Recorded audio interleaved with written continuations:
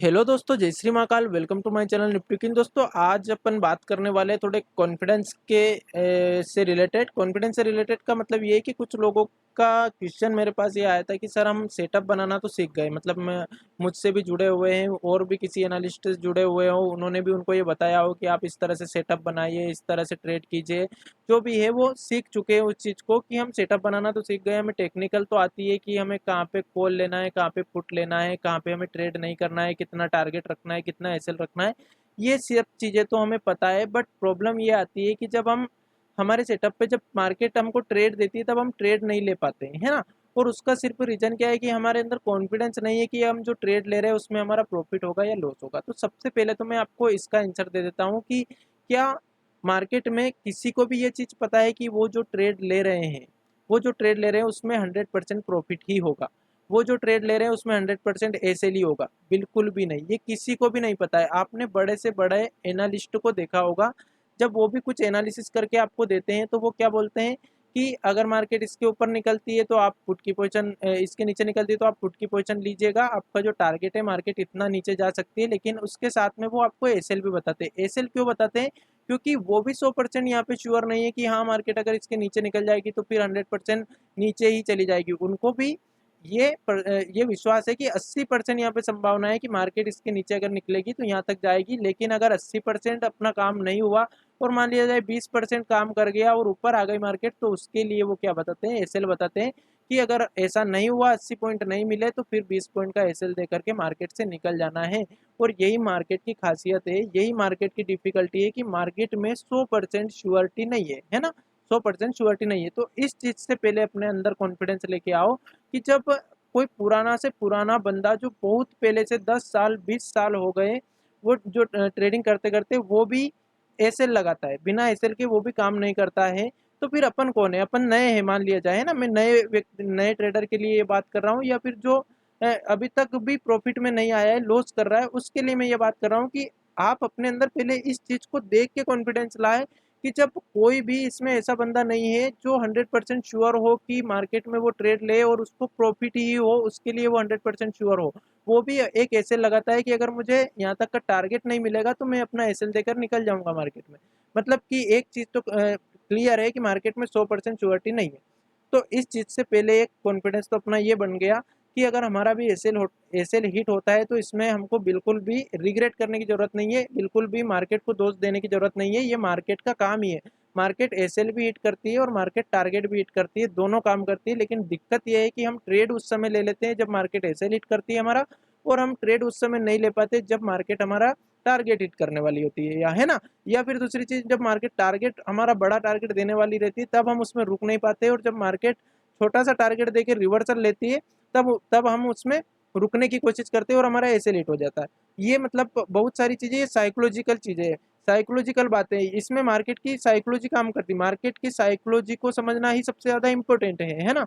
तो साइकोलॉजी को कैसे समझेंगे? कुछ भी नहीं, बहुत ही आसान है, बहुत ही आसान। क्या है?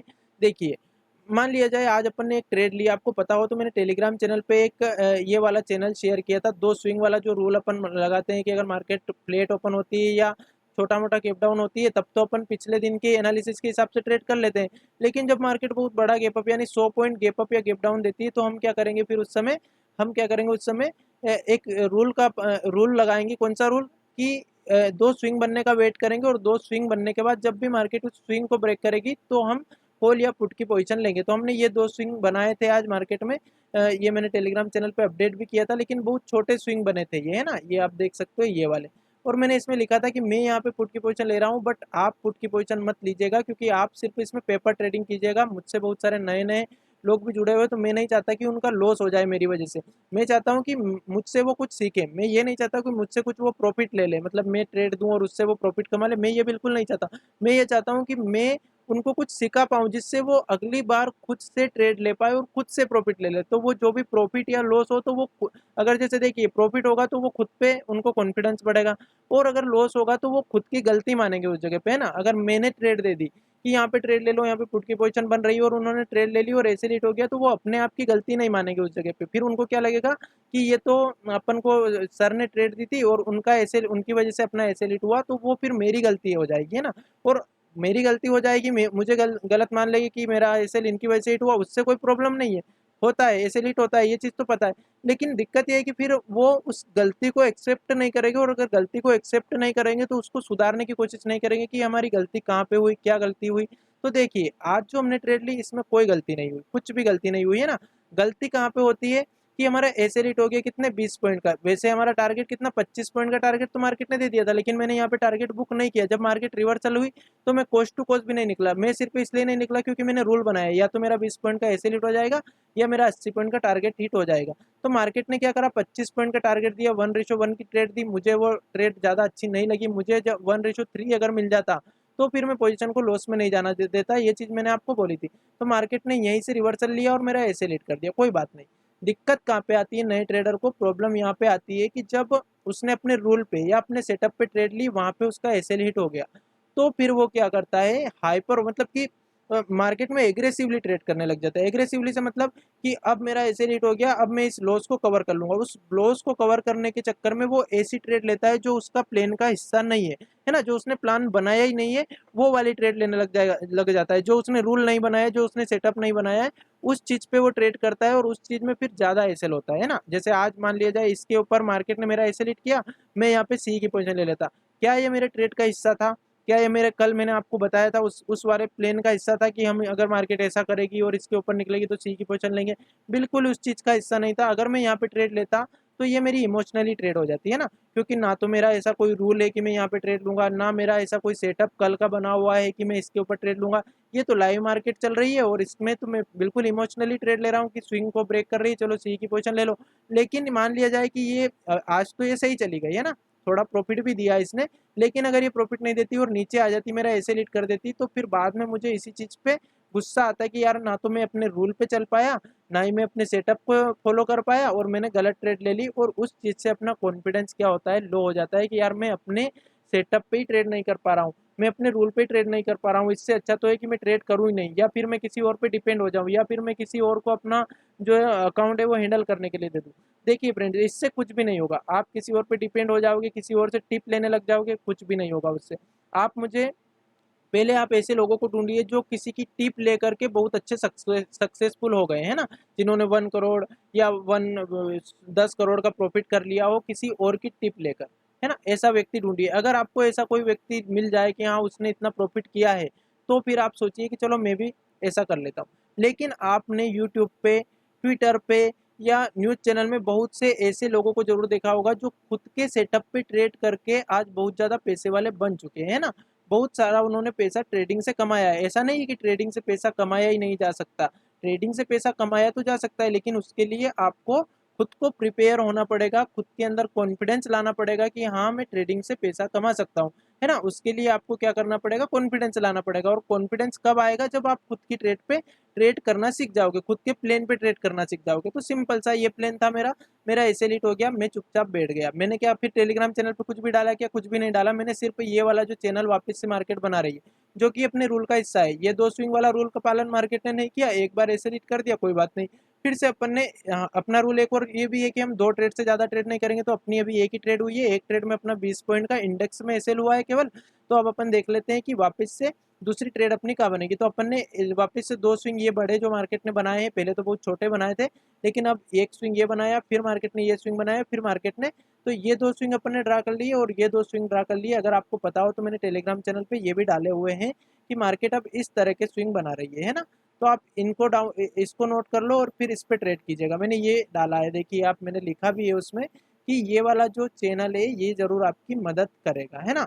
अब देखिए अब क्या हो गया, अब अपनी बिल्कुल इमोशन लेस ट्रेडिंग हो गई। कैसे कि हमने एक ट्रेड यहाँ पे ली, हमारा ऐसे हो गया, हम बिल्कुल चुपचाप बैठे, फिर से अपन ने अपनी ट्रेड बनने का वेट किया कि अपना अपने सेटअप के हिसाब से ट्रेड मिले या अपने रूल के हिसाब से ट्रेड मिले। तो अपने सेटअप के हिसाब से तो आज कोई ट्रेड बन नहीं रही है, अपने रूल के हिसाब से वापस से एक ट्रेड और बन सकती है अगर मार्केट इस वाली लाइन को या तो ऊपर ब्रेक कर दे या नीचे साइड ब्रेक कर दे।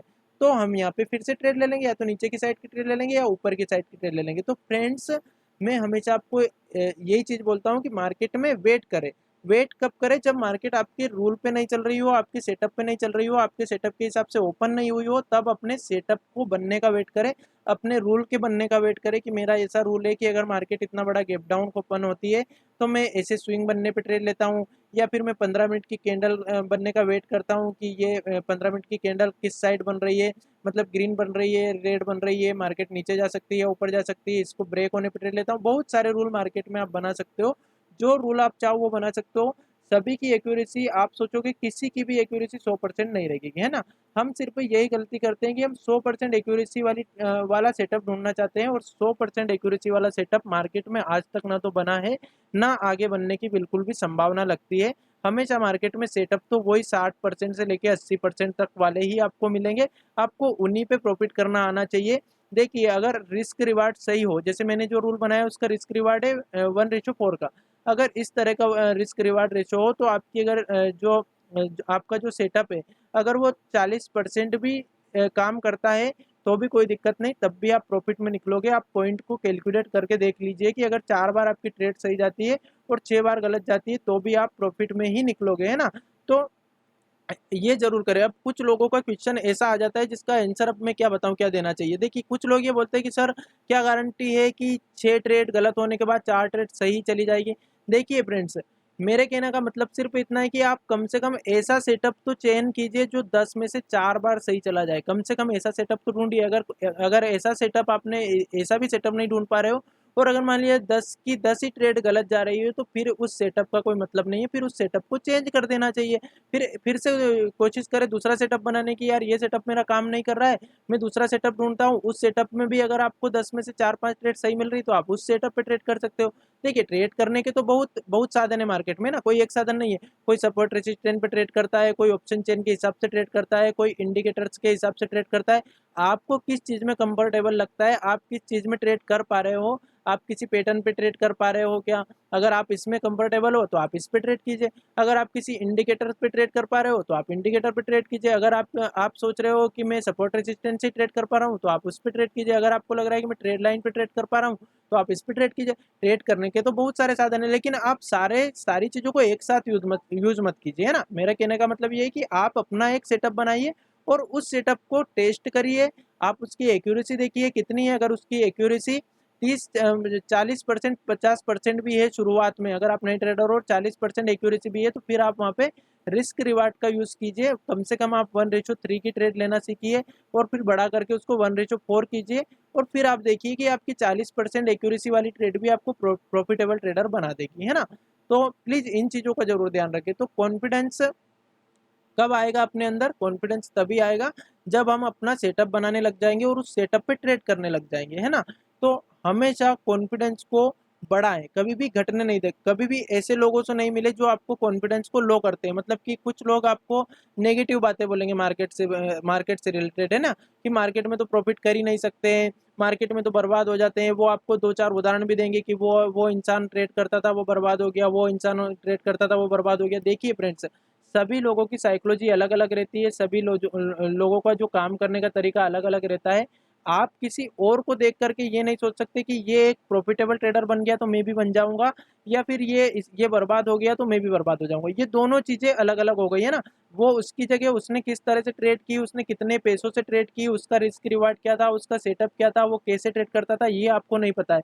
आपको क्या पता है अपने बारे में, कि मैं किस तरह से ट्रेड कर रहा हूँ। पहले आप अपने आप वो निकालिए परिणाम कि मैं कितना प्रॉफिट कर पा रहा हूँ, मैं कितना लॉस कर पा रहा हूँ। थोड़े दिन के लिए पेपर ट्रेडिंग कीजिए। देखिए, मार्केट कहीं भी भगने वाली नहीं है।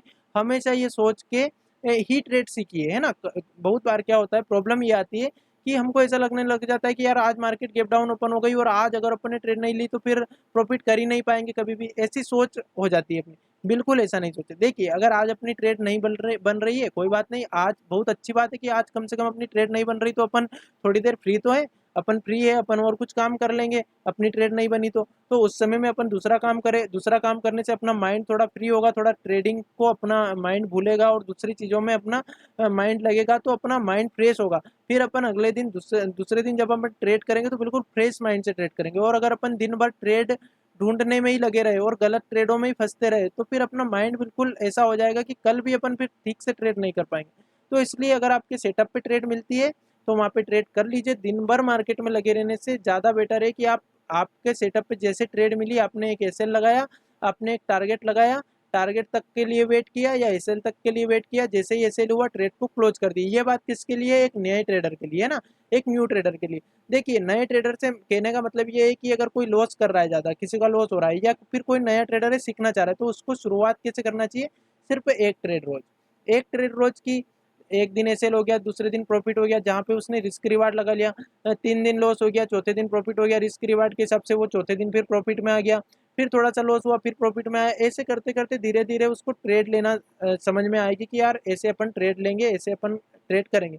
धीरे धीरे फिर वो ट्रेड की संख्या भी बढ़ा सकता है, 2-3 ट्रेड ले सकता है दिन में। एक जो प्रोफेशनल ट्रेडर है वो कितने भी ट्रेड ले लेता है, क्योंकि उसको पता है कि कहाँ पे मुझे मार्केट से निकलना है, कहाँ पे मुझे एंटर करना है ना। जब उसको लग जाता है कि नहीं, आज मुझे ये वाली ट्रेड ही लेना है, तो वो वही लेगा। और अगर उसको लगता है कि आज मैं स्कैल्पिंग कर लेता हूँ, तो वो स्कैल्पिंग भी कर लेता है।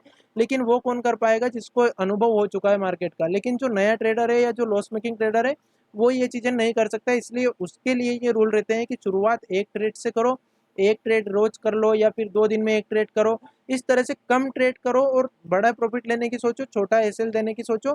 धीरे धीरे कॉन्फिडेंस आएगा, और कॉन्फिडेंस जैसे जैसे आपका बढ़ता जाएगा, वैसे वैसे आप बड़ा प्रॉफिट, और ज़्यादा बड़ा प्रॉफिट में रुकने लग जाओगे, और अच्छी ट्रेड में ही ट्रेड लेने लग जाओगे, है ना।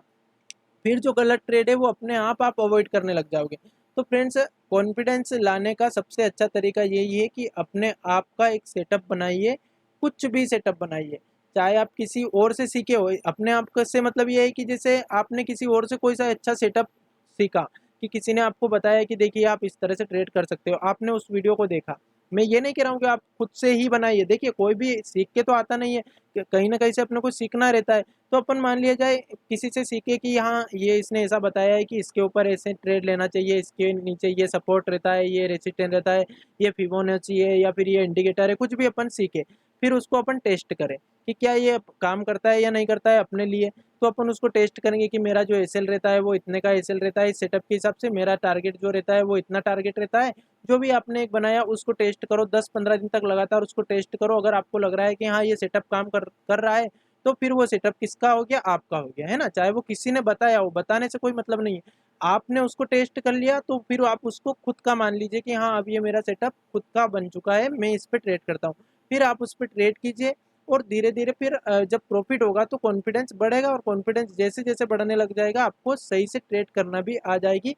आपकी जो साइकोलॉजी है वो बिल्कुल ठीक हो जाएगी। मतलब आप फिर इमोशनली ट्रेड करना बंद कर दोगे। इमोशनली ट्रेड करने का मतलब है कि कहीं पे भी रैंडम ट्रेड करना, है ना। और जो सेटअप पे ट्रेड करेगा वो व्यक्ति इमोशनली ट्रेड कर ही नहीं पाएगा। जिसने सेटअप बना लिया कि मेरा ये सेटअप है, मैं इसके अलावा कहीं पे ट्रेड कर ही नहीं सकता, तो फिर वो इमोशनली ट्रेड करेगा ही नहीं। अगर किसी ने कोई सा रूल बना लिया कि मैं इस रूल पे ट्रेड करता हूँ, तो फिर वो इसके अलावा कहीं पे ट्रेड करेगा नहीं। तो इस तरह से फ्रेंड्स, कॉन्फिडेंस को बढ़ाने के लिए सेटअप बनाए, सेटअप को बना करके उसको टेस्ट करें, और टेस्ट करने के बाद उसको उस पर फिर रियल मनी से ट्रेड स्टार्ट करें। धीरे धीरे धीरे धीरे छोटा छोटा प्रॉफिट लेवल ही, लेकिन सेटअप के हिसाब से ले। छोटा प्रॉफिट से मतलब है कि आपने कोई सा सेटअप बना लिया कि मेरा इस सेटअप के हिसाब से 40 पॉइंट का टारगेट है और 15 पॉइंट का एसएल है, इस तरह का सेटअप बना लिया, तो उससे भी काम चल जाएगा। आपका रिस्क रिवार्ड जरूर रहना चाहिए कि मेरा 1:3 का तो मिनिमम रिस्क रिवार्ड है। इस तरह का आपका एक रिस्क रिवार्ड रह जाना चाहिए शुरुआत में। फिर धीरे धीरे इस रिस्क रिवार्ड को आप बढ़ा सकते हो, है ना। और जैसे जैसे रिस्क रिवार्ड बढ़ेगा, तो आपको आपकी 10 में से 6-7 ट्रेड भी गलत चली जाएगी, तो भी आप प्रॉफिट में निकल जाओगे। इस तरह से रिस्क रिवार्ड काम करने लग जाता है अपने लिए, है ना। तो फ्रेंड्स, अगर वीडियो पसंद आए तो वीडियो को लाइक कीजिएगा एंड चैनल को सब्सक्राइब कीजिएगा। Thank you so much. Video बड़ा हो रहा है, नहीं तो बहुत सारी बातें आपके लिए आपके साथ करने के लिए। तो मिलते हैं अगले वीडियो में। Thank you so much.